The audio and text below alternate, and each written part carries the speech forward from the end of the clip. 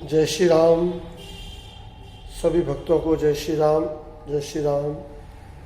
जो भी दिव्य आत्मा यहाँ पर विराजमान हैं, उनसे मेरी प्रार्थना है, कृपया अपना अपना स्थान ग्रहण करें ताकि भगवत गीता जी का 18वां अध्याय मोक्ष संन्यास योग, भगवत गीता जी का 18वां अध्याय मोक्ष संन्यास योग आरंभ किया जा सके। जय श्री राम, जय श्री राम, जय श्री राम, जय श्री राम, जय श्री राम, जय श्री राम। अत 18वां अध्याय मोक्ष संन्यास योग। इसके पश्चात अर्जुन ने कहा, हे महाबाहु श्री कृष्ण जी, मैं संन्यास और त्याग के यथार्थ रूप को जानना चाहता हूं, इनको आप मुझे समझाइए।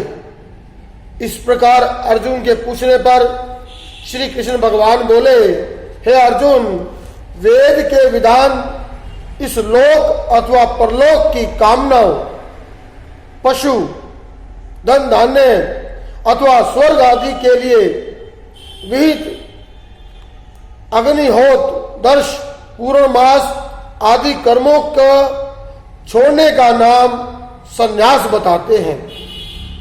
और कितने ही विचार कुशल पुरुष सब कर्मों से ईश्वर की भक्ति, देवताओं का पूजन, माता पिता गुरुजनों की सेवा, यज्ञ, दान और तप, वर्णाश्रम, धर्म आदि सब कर्तव्य कर्मों में इस लोक या परलोक की संपूर्ण कामनाओं के त्याग को त्याग कहते हैं।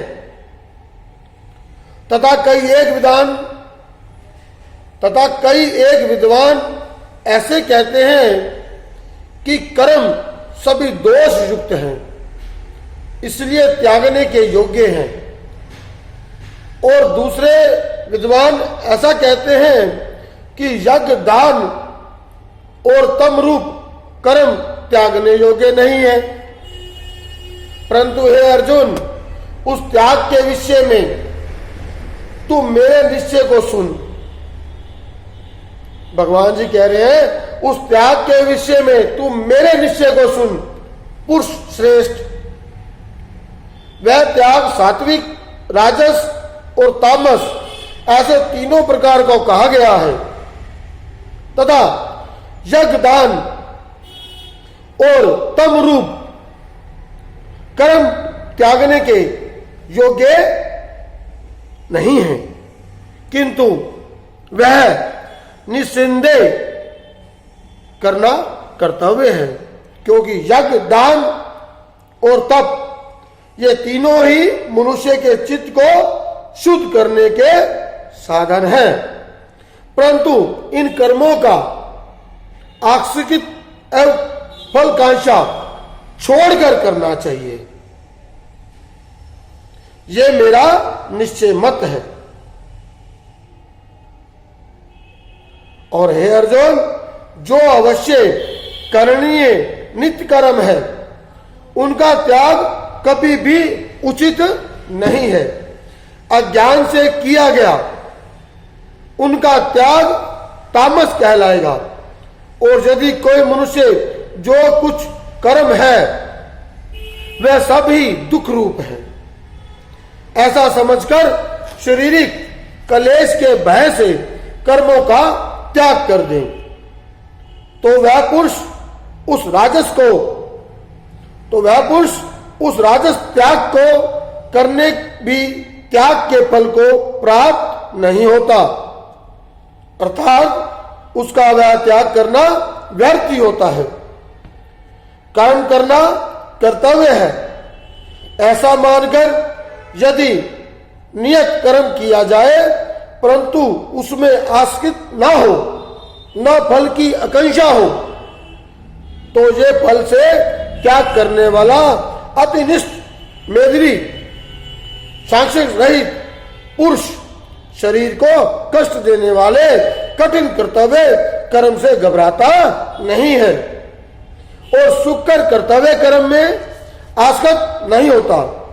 जो भी कर्तव्य कर्म है वह चाहे सुखकर हो अथवा दुष्कर, एकमात्र कर्तव्य बुद्धि से उन्हें यथाविधि संपन्न करता है। कारण यह है कि कोई शरीरधारी स्वर्थ कर्मों को छोड़कर नहीं करता, छोड़ नहीं सकता। कोई भी शरीरधारी स्वर्था कर्मों को छोड़ नहीं सकता। हाँ, जो मनुष्य कर्तव्य कर्मों के फलों की आकांक्षा को छोड़कर उस कर्तव्य कर्मों को करता है वही त्यागी है, वह त्यागी है।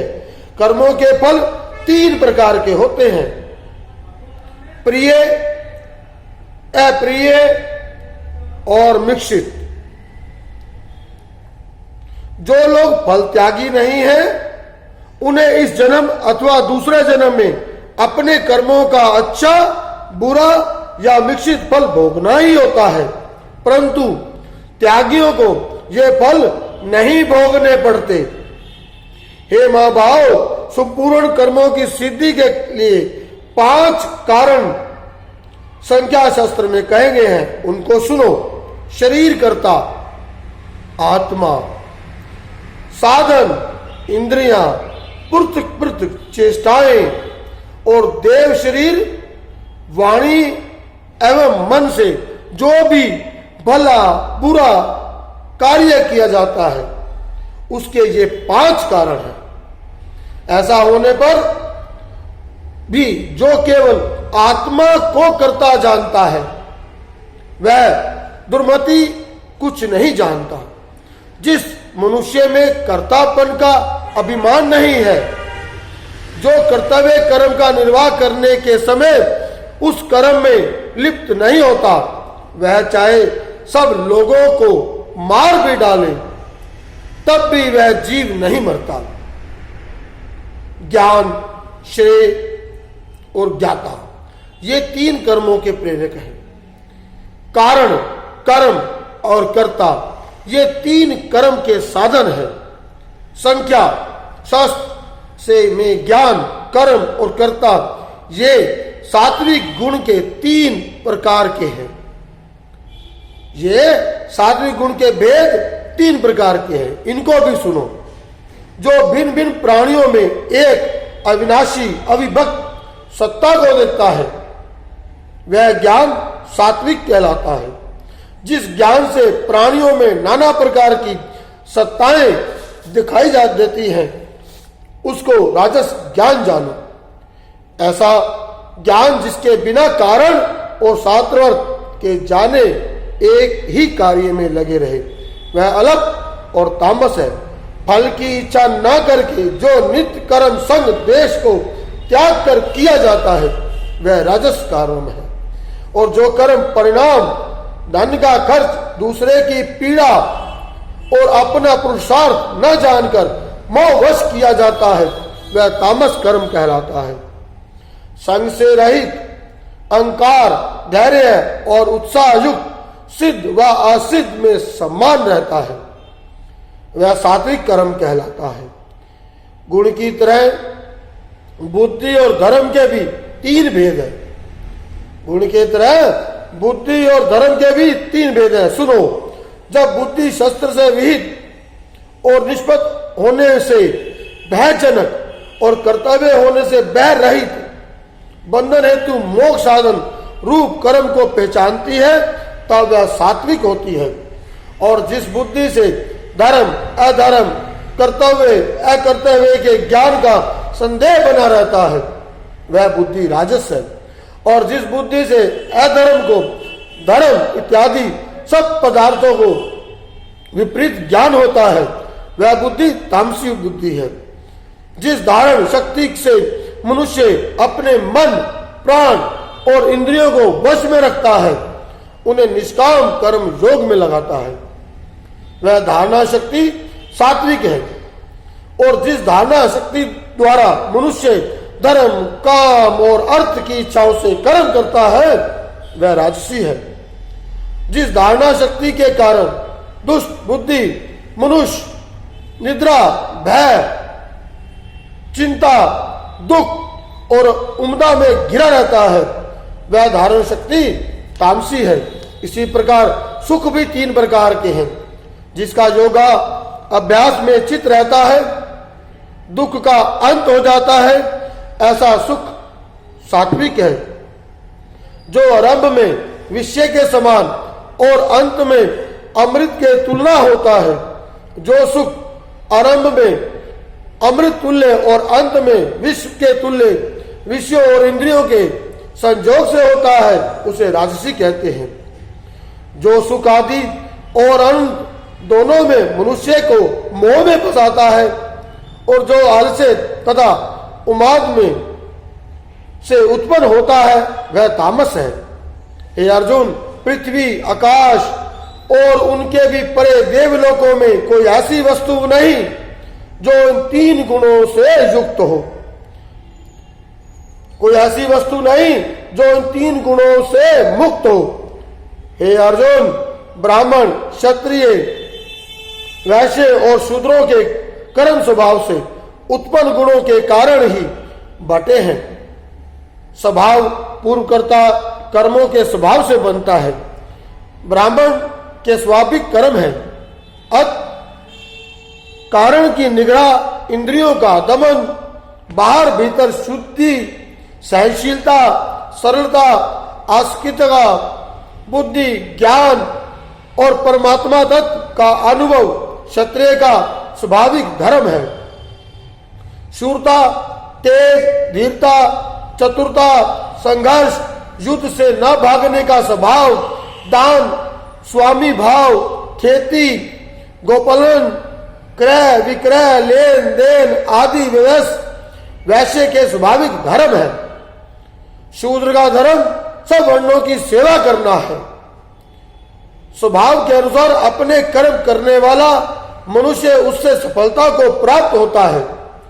जो लोग अपने अपने गुणों और प्रवृत्तियों के अनुसार कर्म करते हैं उनको सिद्धि प्राप्त होती है और जिनके सब जगत का विस्तार किया गया है उस ईश्वर को अपने कर्मों के द्वारा आराधना करके मनुष्य सिद्धि को पाता है। दूसरे के उत्तम कर्म से अपना नीच कर्म ही श्रेष्ठ है। स्वाभाविक कर्म करने से पाप नहीं लगता। सर्वत्र आश्रित को छोड़ने वाला, आत्मा जीतने वाला, इच्छा रहित मनुष्य संन्यास के द्वारा सर्व कर्म निवृत्ति रूप परम सिद्धि को पाता है। वह फिर कैसे ब्रह्मा को प्राप्त होता है सो मुझसे सुनो। भगवान श्री कृष्ण कह रहे हैं कि वो कैसे ब्रह्मा को प्राप्त होता है सो मुझसे सुनो। यही ज्ञान पर निष्ठा है। निष्काम सिद्धि को प्राप्त मनुष्य विशुद्ध बुद्धि वाला धारण शक्ति से अपने मन आदि को वश में किए हुए शब्द आदि विषय और राग द्वेष सबको छोड़कर एकांत सेवी, मितहारी, ध्यान योगी, दृढ़ वैरागी, अहंकार, बल, घमंड, काम, क्रोध और संग्रह को छोड़े हुए ममता रहित शांत अत कारण पुरुष ब्रह्मा में एक ही भाव के योग्य होता है।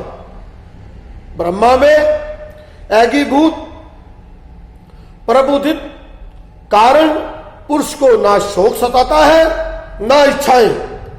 वह सब में समानता बुद्धि से युक्त होता है और मेरी सर्वोत्कृष्ट भक्ति का प्राप्त होता है। मेरी सर्वोत्कृष्ट भक्ति का पात्र होता है।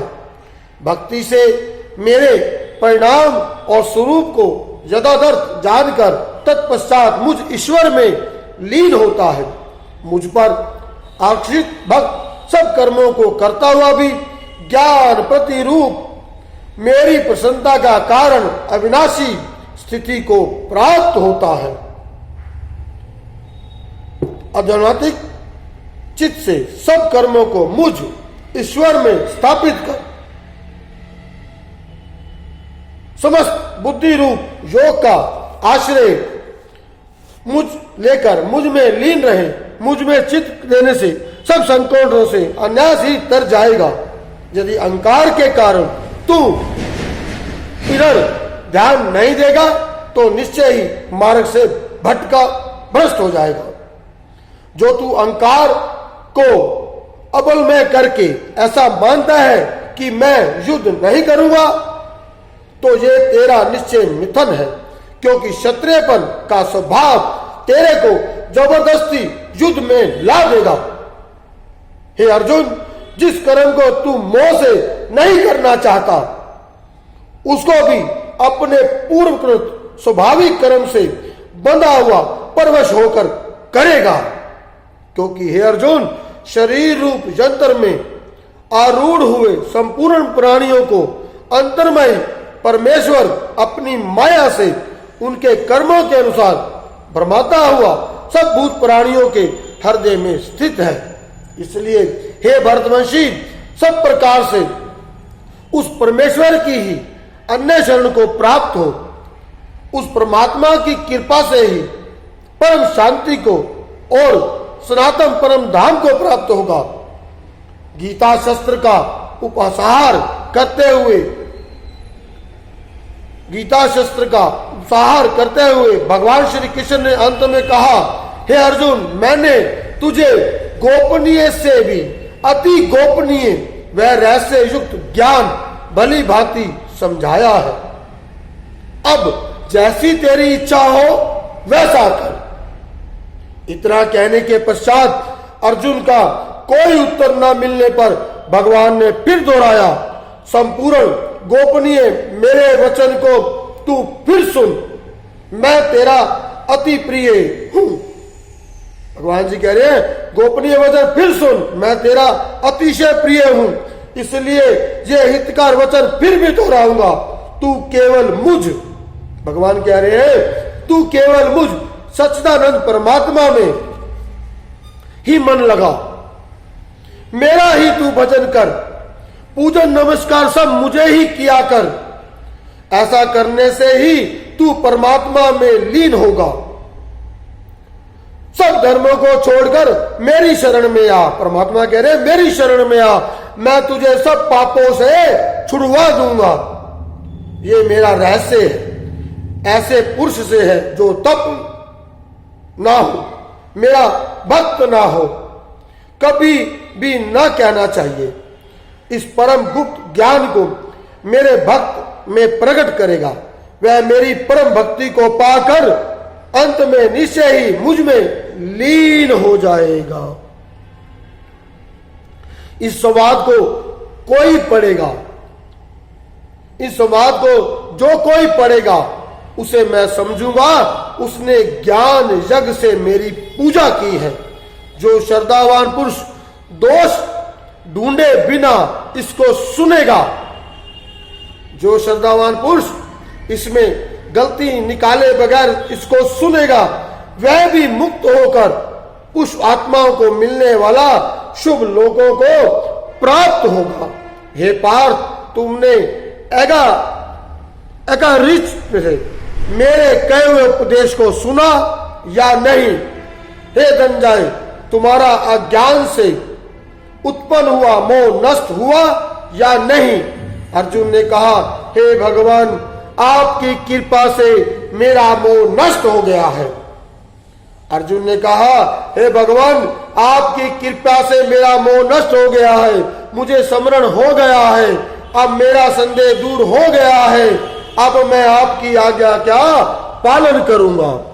इसके उपरांत संजय बोले, हे राजन, इस प्रकार मैंने श्री वासुदेव के और महात्मा अर्जुन के इस अद्भुत रहस्य युक्त और रोमांचकारक संवाद को सुना है। श्री व्यास जी की कृपा का ये फल है कि इस गोपनीय रहस्य को स्वयं योगेश्वर कृष्ण के मुख से मैंने सुना है।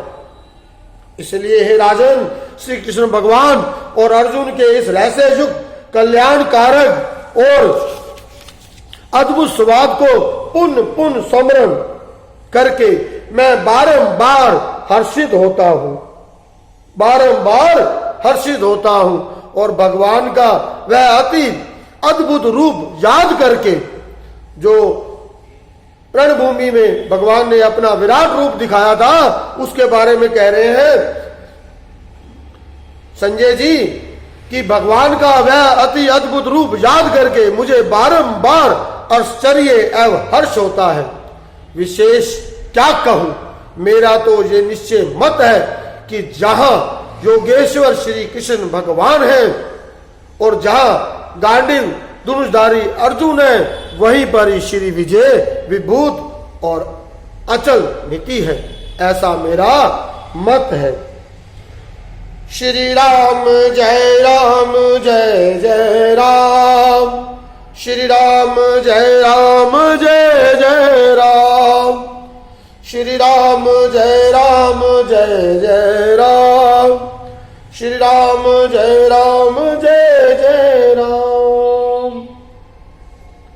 पाठ करते समय वाणी में कहीं त्रुटि हो गई हो तो मुझे अपना बालक समझकर क्षमा कर देना। जय श्री राम, जय श्री राम, जय श्री राम, जय श्री राम, जय श्री राम।